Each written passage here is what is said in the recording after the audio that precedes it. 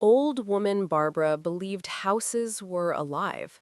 Not in the way children imagine, with ghosts and shadows, but alive the way scars are alive, the way memories breathe quietly when no one listens.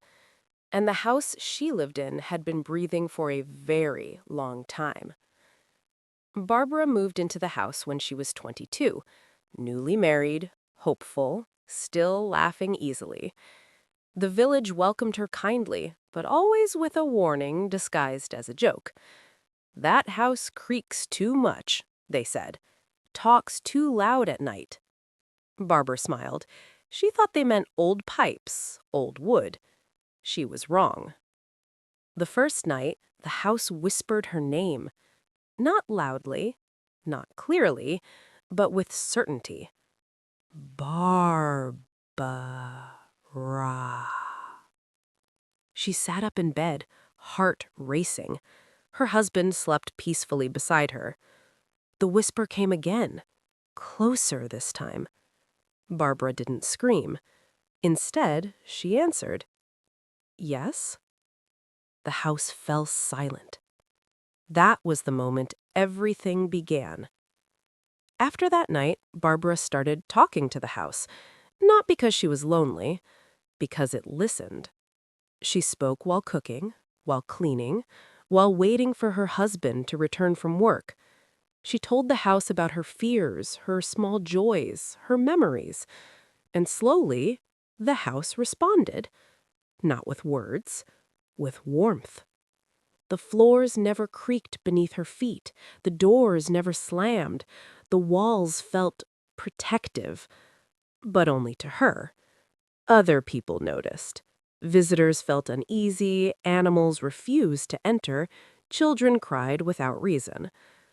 Barbara's husband began changing. He slept less, ate less, stared at the walls as if listening. One night he asked her, "Do you ever hear it talk back?" Barbara froze. The house went cold. She lied. No? That was the second mistake. The house didn't like secrets. The next morning, her husband was gone.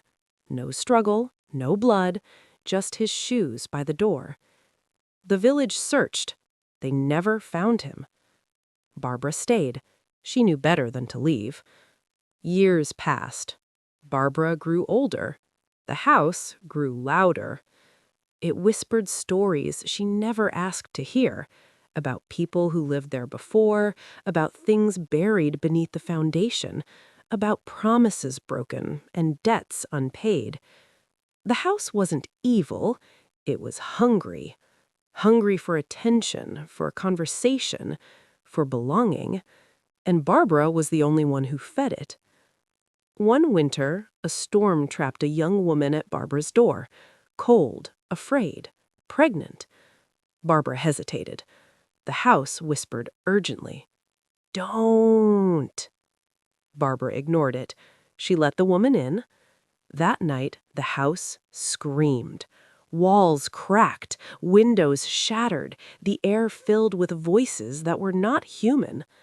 The pregnant woman vanished before morning. Barbara understood then.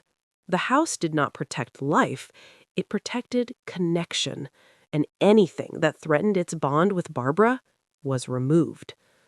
Guilt consumed her. She stopped speaking to the house. Days passed, then weeks. The house began to decay. Ceilings leaked, floors rotted, cold seeped into her bones. One night, Barbara collapsed.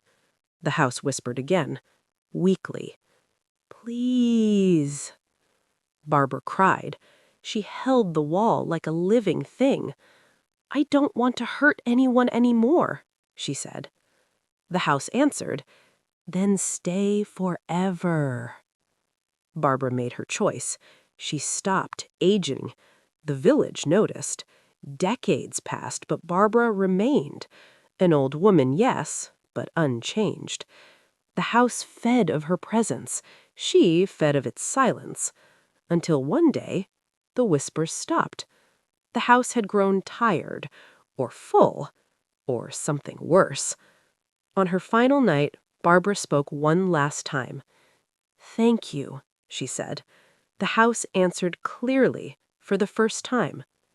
"Goodbye." The next morning, the house collapsed. Barbara was found beneath the ruins, peaceful, smiling, and for the first time in 100 years, the village slept without fear.